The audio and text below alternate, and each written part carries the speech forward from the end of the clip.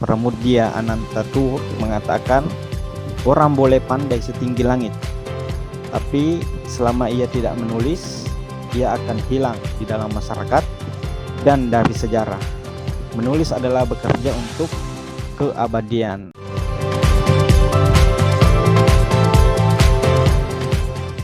Oke, selamat siang Bapak Ibu peserta. Dan saya lihat juga ada beberapa peserta yang merupakan dari mahasiswa STIMIK Amika Sopeng. Terima kasih sebelumnya telah menyempatkan waktu untuk mengikuti pelatihan ini atau webinar ini, yaitu bagaimana strategi menjadi produktif menulis untuk buku kolaborasi.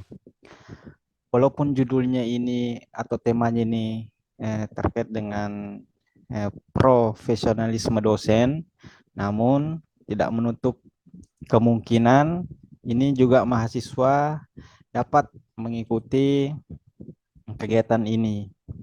Nah, mungkin suatu saat nanti akan menjadi dosen atau akan menjadi penulis.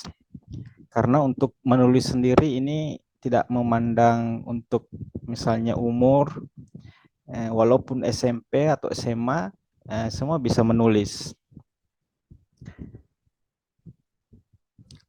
Oke, tadi sudah dibacakan biodata singkat saya. Saya menjadi dosen tetap di STIMIK Amika, sekaligus menjabat sebagai wakil ketua dan aktif di beberapa editorial board atau jurnal, dan aktif di berbagai jurnal, aktif sebagai reviewer. Ini beberapa buku yang telah saya tulis selama menjadi dosen, baru aktif setelah menjadi dosen.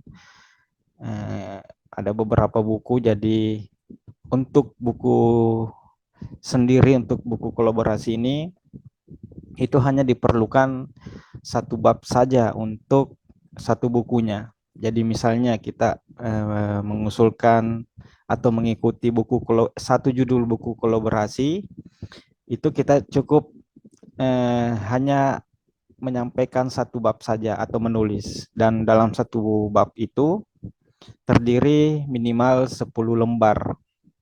Jadi kita hanya menulis 10 lembar saja untuk satu bukunya. Nah, sebelumnya itu di sini ada dari Ali bin Abi Thalib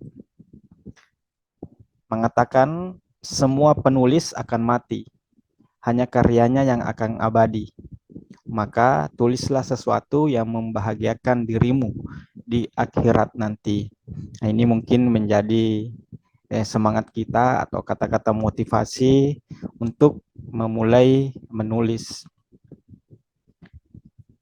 Ada juga dari Helvi Tiana Rosa mengatakan, ketika sebuah karya selesai ditulis, maka pengarang tidak mati.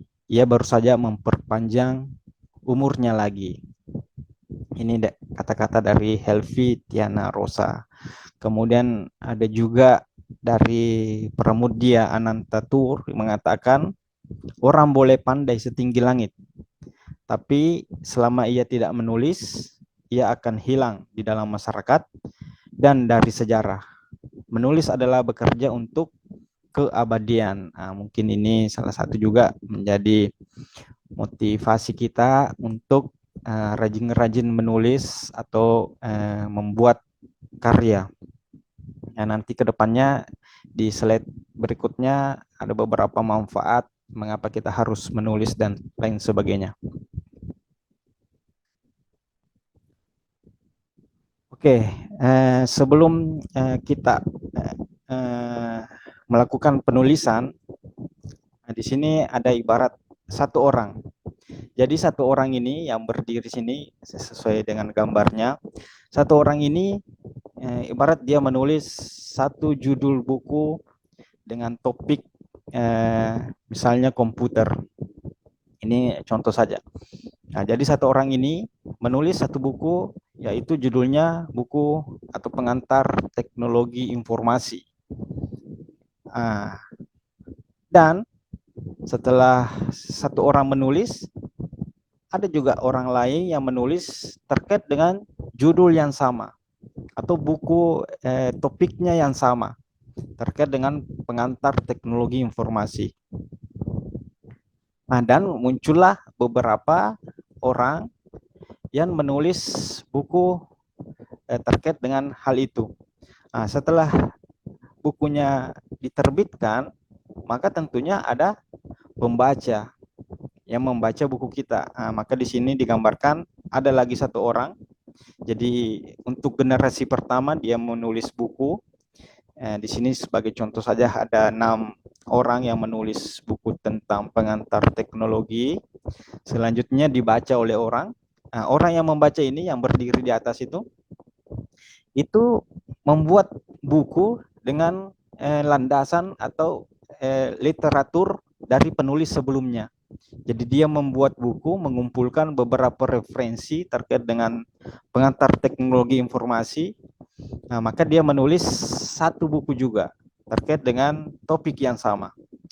Nah, tentunya ada perkembangan dari ilmunya. Nah, karena dia melihat atau mengambil referensi dari berbagai penulis tersebut. Nah, tapi tidak hanya satu orang. Nah, di sini muncul orang lain, orang ketiga atau 3 orang lagi. Nah, bahkan banyak yang menulis dengan topik yang sama dari landasan atau penelitian terdahulu itu, buku yang terdahulu yang telah dibaca ditulis juga.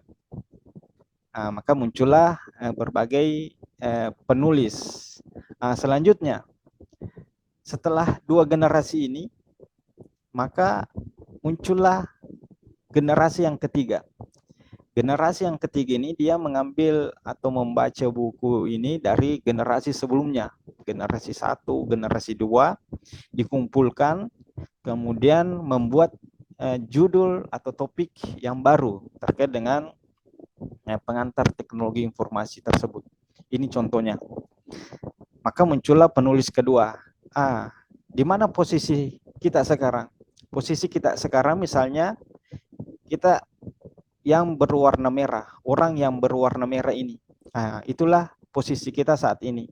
Jadi sudah ada generasi sebelumnya yang menulis, kita hanya berkontribusi untuk melanjutkan penulisan tersebut. Selain kita, maka muncullah beberapa orang juga yang menulis dengan hal serupa. Nah, jadi yang posisi warna merah ini itulah ibarat diri kita. Nah, setelah kita menulis, berkontribusi dalam penulisan topik tersebut, maka muncullah orang yang di atasnya kita. Jadi kita setelah diterbitkan buku penulisan kita, maka tentu tidak hanya menulis, orang tentunya membaca buku yang kita tulis. Nah, setelah orang tersebut membaca buku kita, maka orang tersebut juga menulis buku, mengambil referensi dari kita ini yang warna merah. Nah, inilah diri kita saat ini, posisi kita. Dan bukan hanya satu orang, terus beberapa orang yang menulis, itu bukan lagi dari generasi sebelumnya, tapi tulisan kita itu dikutip. Nah, jadi ada kontribusi kita dari topik penelitian tersebut. Maka inilah yang dinamakan dengan rantai keberlanjutan untuk ilmu. Nah, jadi bidang ilmu yang saya jelaskan tadi itu terkait dengan komputer. Nah, inilah kita yang warna merah. Ini ada rantai, itu penyambung ilmu. Jadi kita tidak hanya menulis, tapi kita mendistribusikan atau ikut berkontribusi dalam peningkatan ilmu pengetahuan. Maka di dalam Google Scholar, kalau Bapak Ibu atau mahasiswa membuka Google Scholar sekarang, di situ di bawah ada kutipan yang berwarna hijau itu, berdiri di bahu raksasa. Kalau bahasa Inggrisnya stand of the shoulders of giants. Nah, ini mengapa kita berdiri di bahu raksasa? Karena kita mengambil referensi dari peneliti-peneliti terdahulu. Nah, ini gambarannya yang gambar orang sini. Nah, kita berdiri di bahunya. Ini ibaratnya kita berdiri di bahunya. Dan bahu kita akan orang juga ada di atas kita. Jadi inilah kontribusi penulisan buku kita. Nah, mungkin ini sebagai salah satu contoh penyemangat mengapa kita harus menulis. Nah, ini untuk keberlanjutan ilmu pengetahuan. Nah, jangan sampai ilmu pengetahuan stuck pada generasi, misalnya tadi ini generasi kedua, tidak ada yang membaca, maka hilanglah kontribusi, hilanglah sebuah ilmu pengetahuan tersebut. Selanjutnya,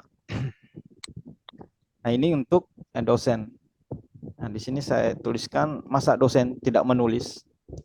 Akan sayang sekali bila ilmunya tidak diwariskan dan dibaca oleh generasi selanjutnya.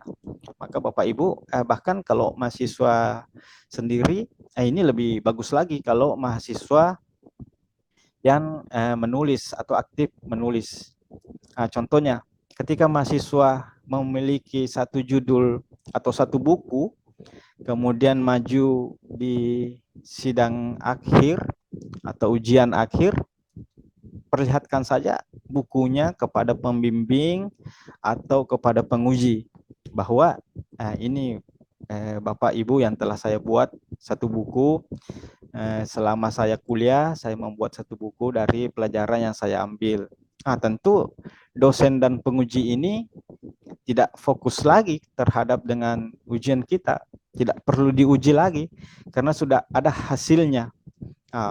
Mungkin isinya ujiannya nanti itu ibarat beda buku, bukan lagi terkait dengan judul tugas akhirnya yang dikoreksi, tapi bukunya.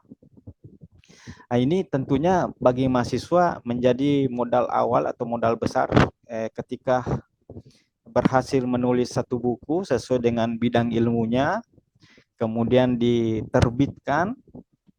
Ini menjadi modal untuk masa depannya nanti. Bisa saja kalau ingin menjadi dosen, lampirkan saja bukunya atau karya yang telah dihasilkan. Jadi Bapak Ibu dosen yang hadir di kegiatan ini mungkin bisa memberikan semangat lagi untuk aktif menulis. Karena di sini saya tuliskan masa dosen tidak menulis. Tentunya sebagai dosen pasti ada referensi yang kita ambil atau buku yang kita baca kemudian diberikan kepada mahasiswa. Buku tersebut baiknya kita buat sendiri dari berbagai penelitian terdahulu atau berbagai literatur sebelumnya. Kemudian mengapa harus menulis buku?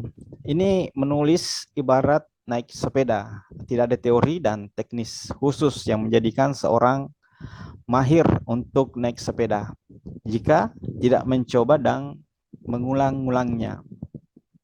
Kemudian menulis jika ibarat berenang, Anda membaca buku atau ceramah apapun, jika tidak nyebur, maka Anda tidak mungkin bisa berenang. Begitu juga dengan menulis. Nggak mungkin bisa menulis jika tidak memulainya. Jadi cukup Bapak Ibu atau mahasiswa, mulailah saja menulis. Misal satu hari satu lembar, jika satu bulan nantinya pasti akan menghasilkan satu karya atau satu buku. Nah, ini juga menurut Undang-Undang tentang Nomor 12 tahun 2012 tentang pendidikan tinggi, di mana dosen secara perorangan atau kelompok wajib menulis buku ajar atau buku teks yang diterbitkan oleh PT atau penerbit lainnya yang diakui dan atau menerbitkan karya ilmiah sebagai salah satu sumber belajar dan untuk pengembangan budaya akademik serta pembudayaan kegiatan baca tulis bagi sivitas akademika. Jadi di sini ada undang-undangnya tentang pendidikan tinggi. Jadi memang dosen diwajibkan untuk menulis. Kemudian fungsi menulis menurut Darmadi 1996 mengemukakan bahwa tulisan memiliki beberapa fungsi penting. Yang pertama, sebagai sarana menemukan sesuatu, kemudian memunculkan ide baru, kemudian melatih dan menjernihkan berbagai konsep atau ide yang kita miliki, kemudian melatih sikap objektif pada diri seseorang, kemudian membantu kita menyerap dan memproses informasi, kemudian melatih kita memecahkan berbagai masalah, kemudian menjadikan kita aktif dan tidak hanya sekedar penerima informasi. Inilah beberapa fungsi dari menulis. Kemudian apa manfaatnya menulis bagi dosen? Yang pertama, membantu mempromosikan nama sekolah, jurusan, fakultas, atau universitas. Tentunya ketika kita menulis, itu dituliskan afiliasinya kita. Ada di biografi, biasanya disimpan di belakang, di lembaran akhir atau sampul akhir itu ada biografi seorang penulis. Maka ini dapat membantu juga mempromosikan afiliasi atau tempat kita mengabdi. Kemudian yang kedua, media promosi diri dan meningkatkan value diri. Tentunya untuk promosi, misalnya bidang ilmu kita komputer, tentu kita harus mengupgrade atau meningkatkan bidang ilmunya kita. Kemudian alat membangun jaringan atau networking. Tentunya di penulisan buku kolaborasi tadi, tentunya dalam satu bab misalnya minimal 10 bab, jika ada 10 bab, maka ada 10 orang penulis. Jadi untuk buku kolaborasi sendiri cukup penulisnya itu satu bab, satu penulis. Oke, bentar saya mau dulu yang bocor. Oke, kemudian ini untuk gaji ke-14 untuk membagi dan menyebarkan ilmu pengetahuan kepada orang lain. Kemudian mendapatkan KUM untuk kenaikan jabatan akademis. Di slide selanjutnya nanti ada beberapa poin atau KUM dari hasil buku yang kita tulis. Kemudian meningkatkan reputasi, kenaikan jenjang karir, networking, investasi, dan yang terakhir manfaat yang paling utama untuk menulis bagi dosennya itu sebagai amal jariah. Kemudian di sini jika kita sebagai dosen atau mahasiswa kita menulis buku, tentunya ini berdampak pada institusi, kemudian untuk berdampak kepada mahasiswa. Jika 6 bulan atau 1 semester bisa menerbitkan 1 buku, artinya dalam 1 tahun bisa menerbitkan sebanyak 2 buku. Ini untuk hitungan secara, tapi bisa saja dalam 1 semester kita menulis 2 atau 3 buku. Kemudian dampak konkret menulis buku bagi institusi. Yang pertama, bukti yang sangat baik dan kredibel. Ini untuk institusi, jika Bapak Ibu sebagai dosen pasti tentunya familiar dengan situs Sinta. Jadi Bapak Ibu jika banyak menulis buku, tentunya itu ada nilai poinnya, kreditnya. Semakin banyak Bapak Ibu menulis buku atau menguploadnya di Sinta, maka Bapak Ibu kampus atau organisasi Bapak Ibu tersebut akan naik juga nilainya karena mengambil dari nilainya kita. Jadi semakin aktif kita menulis, maka kampus juga nilai dari Sintanya itu akan naik. Kemudian menunjukkan produktivitas sebagai dosen. Tentunya kualitas SDM mempengaruhi semua aspek akreditasi. Jika ingin akreditasi, ya tunjukkan saja beberapa karyanya. Ini dapat juga menaikkan institusi. Kemudian memberikan keyakinan pada asesor. Jumlah buku dan haki di suatu institusi dapat meyakinkan asesor. Nah, tentu ini berkaitan dengan akreditasi dan lain sebagainya. Tentunya di kegiatan hari ini di sini juga ada beberapa mahasiswa. Tentunya kalau mahasiswa sendiri tidak ada alasan juga untuk tidak menulis, bahkan itu akan berdampak baik untuk kampus.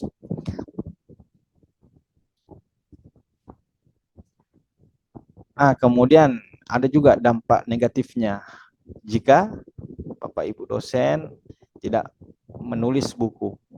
Yang pertama, tidak produktif. Tentunya ini tidak produktif karena tidak ada hasil karya dalam setiap semester misalnya. Kemudian tidak qualified. Nah, ini untuk oleh masyarakat karena masyarakat kita di sini dia ingin melihat bukti nyata. Misalnya kita menulis buku, pasti masyarakat juga oh ya ada bukunya, ini tulisan dari Bapak Ibu dosen kampus sini. Nah, ini hasil karyanya. Kemudian yang tadi itu menyalahi Undang-Undang nomor 12 tahun 2012 karena dosen peneliti atau mahasiswa wajib meneliti, artinya wajib atau dipaksa untuk memang menulis. Kemudian terhambat naik ke jabatan akademik. Nah, tentunya jika banyak buku pasti banyak nilainya. Jika Bapak Ibu mau naik jabatan akademik atau jabatan fungsional, misalnya ke lektor 200, tentunya mencapai KUM 200 itu cukup jauh sekali ketika Bapak Ibu tidak memiliki satu buku. Karena satu buku itu nilainya kalau di dalam si Jafung itu di Eldikti Wilayah 9, dia itu satu buku itu nilainya 20. Nah, itu untuk ada subbagiannya itu untuk pendidikan. Tapi untuk penelitian, Bapak Ibu bisa mengambil hakinya.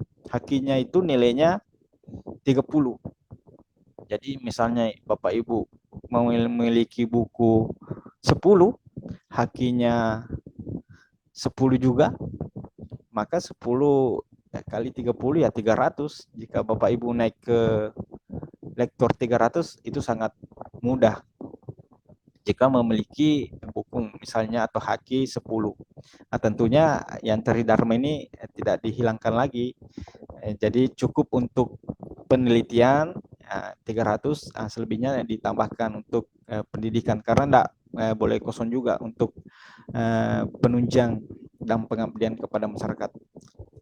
Tentunya ini untuk sulit untuk naik pangkat. Kemudian sulit tingkatkan kompetensinya. Bagi Bapak Ibu pengajar tentunya jika kita tidak membaca atau menulis ini sulit untuk meningkatkan kompetensi diri kita masing-masing. Untuk dosen sendiri karena memang materi ini dikhususkan untuk dosen tapi tidak apa-apa untuk peserta yang hadir sebagai mahasiswa. Untuk asisten ahli sendiri dalam 3 tahun ini merupakan kewajiban khusus, satu buku ajar atau buku teks, kemudian satu publikasi artikel ilmiah, di mana satu publikasi artikel di sini wajib sebagai penulis pertama atau korespondensi. Korespondensi itu orang yang mengirim, kemudian jika ada review dari reviewer, korespondensi lah yang membalas. Kemudian jika pangkatnya sebagai lektor, maka dalam 3 tahun itu kewajiban khususnya satu buku ajar dan satu publikasi ilmiah. Kemudian lektor kepala 3 jurnal, satu jurnal internasional, kemudian satu paten. Kemudian jika guru besar satu buku ajar, satu jurnal internasional dan satu paten. Nah, inilah kewajiban khusus bagi dosen dalam 3 tahun. Nah, kemudian di sini jenis buku dan nilai angka kreditnya. Jika Bapak Ibu menulis buku referensi, itu nilai kumnya itu 40. Kemudian book chapter di sini ada beberapa penulis, itu 15 per bukunya. Tapi jika Bapak Ibu mengusulkan, tentunya penilaian dari tim penilai PAK itu berbeda-beda. Misalnya untuk book chapter nilainya 10, jika ada 10 penulis, itu biasanya dibagi satu. Tapi ini tergantung dari tim penilainya. Nah, untuk modul sendiri, ini nilainya 5 untuk satu modul. Kemudian buku monograf, buku yang ditulis sebagai satu topik penelitian yang khusus, ini nilainya 20. Kemudian buku ajar, itu nilainya 20. Nah, inilah nilai dari karya Bapak Ibu dosen. Mengapa tidak ada juga jenis buku misalnya novel, cerpen. Nah, ini tidak masuk dalam kategori tapi itu masuk ke lainnya. Nah, jika Bapak Ibu mengupload di Sister, ada pilihan di paling bawah itu lainnya.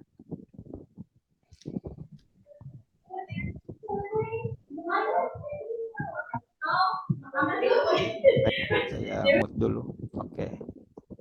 Kemudian kriteria buku yang sesuai dengan standar dikti, nah, tentu ada syarat-syaratnya. Harus memiliki ISBN atau elektronik ISBN. Oke.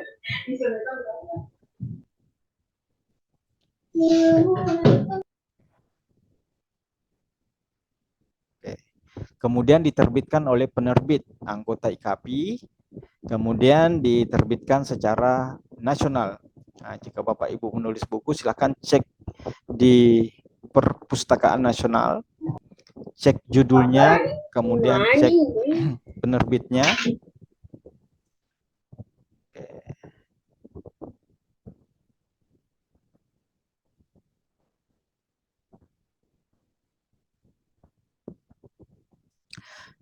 Nah, kemudian ini salah satu kriteria buku yang sesuai dengan standar dikti.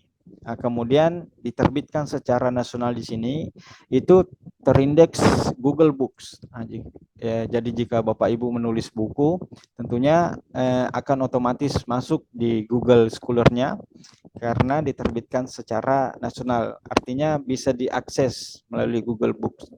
Namun di Google Books ini itu tidak semua isi bukunya ditampilkan. Biasa ada batasannya, misalnya maksimal 20 halaman, kemudian dan seterusnya.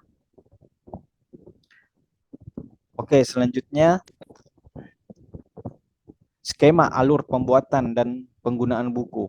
Nah, jadi Bapak Ibu, jika contohnya Anda mendapatkan hibah penelitian atau dan lain sebagainya, tentunya dari proses penelitian tersebut Bapak Ibu memiliki referensi atau penelitian terdahulu.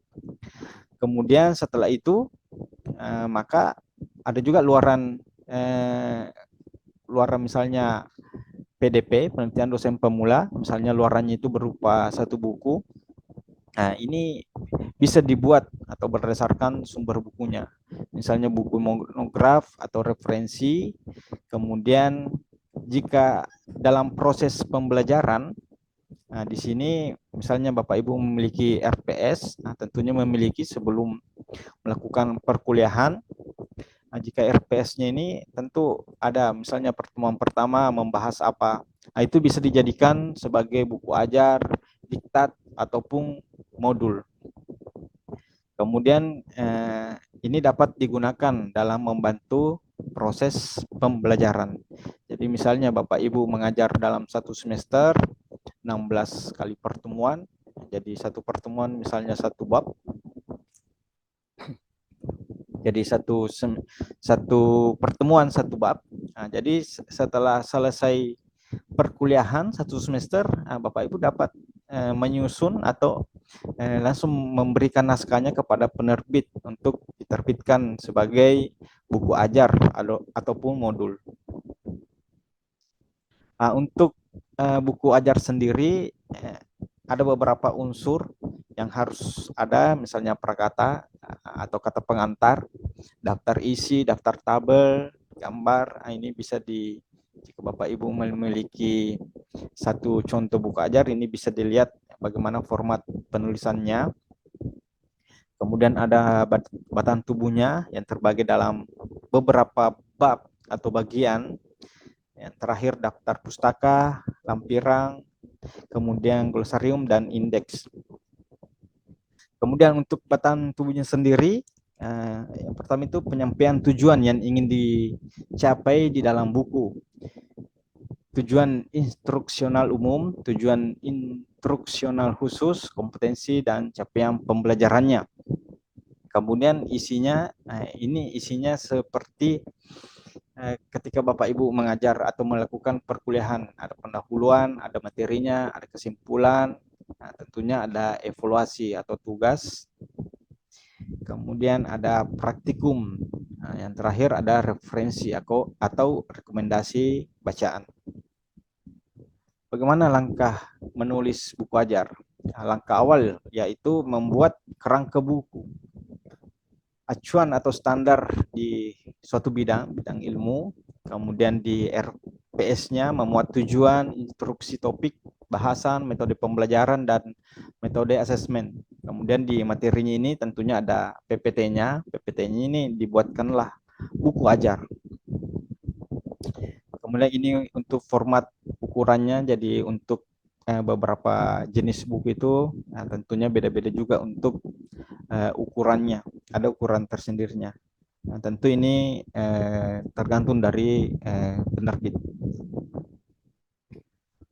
Yang terakhir ini catatan penyajian. Nah, kutipan di sini ada kutipan langsung penyajian ide atau argumentasi utuh.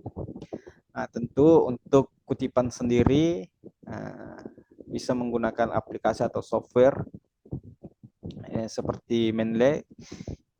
Kemudian ditampilkan di buku referensi agar bukunya kita ini memang benar-benar hasil kutipan dari referensi tersebut.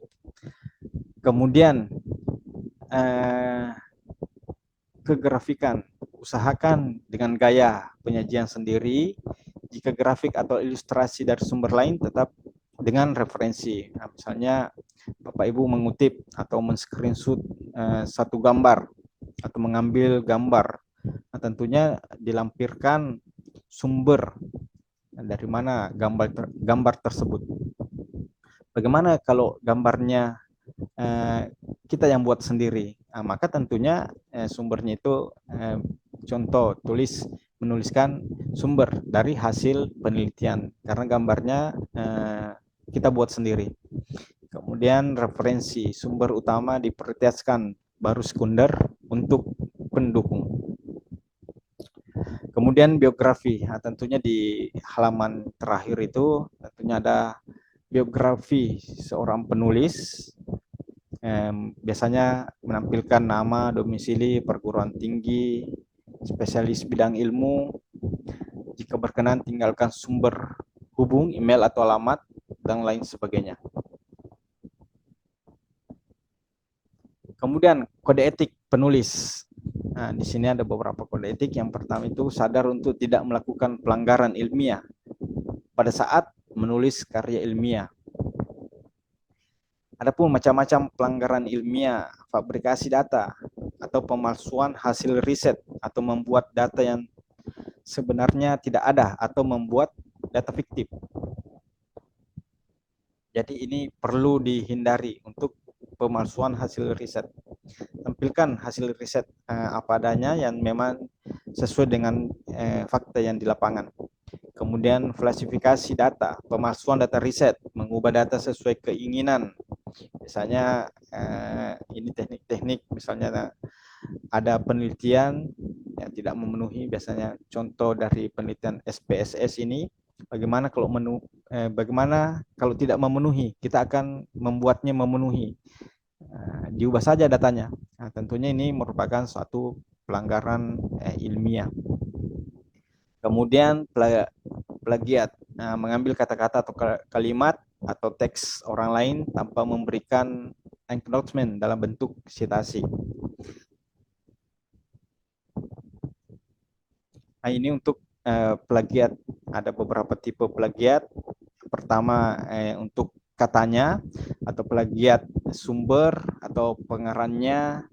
Adapun self plagiarism, nah, ini mengutip diri sendiri. Jadi buku yang Bapak Ibu tulis sebelumnya itu di copy paste lagi kepada buku baru. Nah, itu termasuk dengan pelanggaran plagiat, strong plagiarism. Kemudian toleransinya itu ada 50%, bahkan 30% untuk plagiatnya. Nah, jadi sebelum Bapak Ibu memberikan naskah atau bukunya, biasanya itu dicek Turnitin terlebih dahulu. Jika dibawa 30%, ya itu sudah aman, sudah bisa diedarkan atau sudah bisa masuk ke editing. Nah, selanjutnya di sini ada membuat timeline untuk menulis, bagaimana menulis untuk biar efektif. Nah, di sini ada kolom di mana ada 12 bulan. Nah, ini untuk gambaran saja. Jika 6 bulan satu semester bisa menerbitkan satu buku, artinya dalam 1 tahun bisa menerbitkan sebanyak 2 buku. Nah, ini yang warna kuning ini merupakan misalnya menulis buku kerangka batang tubuh isi atau review. Kemudian bulan keempat mereview revisi finishing buku.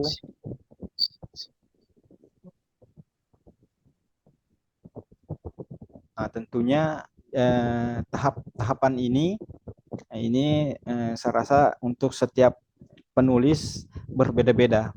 Ada yang sistem mengebut 1 hari, misalnya 1 bab, ada tidak sesuai dengan timeline.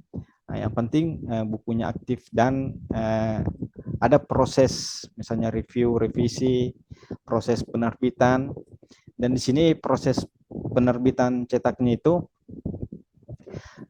tentu saja jika Bapak Ibu selesai menulis, misalnya mengirim hari ini, belum tentu hari ini juga akan diterbitkan. Ada prosesnya. Biasanya itu memakan waktu 2 sampai 3 minggu, kemudian muncul di ISBN-nya terbitkan. Ini tergantung dengan penerbit. Jika penerbitnya yang aktif melakukan publikasi, itu biasanya kita menunggu agak lama. Nah, jadi Bapak Ibu silakan cari penerbit. Dan penerbit ini berbeda-beda juga untuk harganya. Nanti disesuaikan saja. Ada harganya murah cepat, ada yang murah lama, ada yang mahal cepat, ada yang mahal lama. Kemudian ini merupakan proses penerbitan. Misalnya naskah dari penulis selesai ditulis, ini untuk si penerbit. Kemudian diseleksi naskahnya. Kemudian di administrasi penerbitan. Kemudian ada proses layout atau desain cover. Jadi Bapak Ibu cukup memberikan file Word-nya, tidak perlu susah-susah untuk mengedit covernya. Ini dibantu biasanya dibantu oleh penerbit. Kemudian menerbitkan ISBN, kemudian ada versi cetak dan didistribusikan. Berikut langkah teknis menulis buku ajar. Nah, jadi misalnya ada satu tema, satu mata kuliah. Jadi setiap pertemuan ini misalnya bab 1 menulis dan seterusnya. Nah, ini dapat menghasilkan, jadi pertemuan Bapak Ibu dapat menghasilkan satu buku ajar. Jadi jika Bapak Ibu mengambil 3 mata kuliah yang berbeda, pasti dapat menghasilkan 3 buku ajar juga. Jangan takut plagiarisme.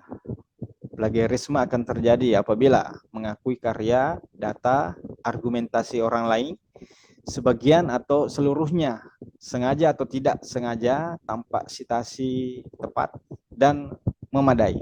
Nah, jadi Bapak Ibu atau mahasiswa jangan terlalu takut untuk plagiat. Nah, yang plagiat itu mengambil seluruhnya atau sebagian. Nah, jadi Bapak Ibu atau mahasiswa yang menulis per bab, ambil kutipan di sini, kemudian dilampirkan sumbernya, itu tidak terkena plagiat. Oke, baiknya diskusi untuk hari ini. Mungkin ada pertanyaan dari mahasiswa atau Bapak Ibu dosen. Saya kembalikan kepada Ibu moderator.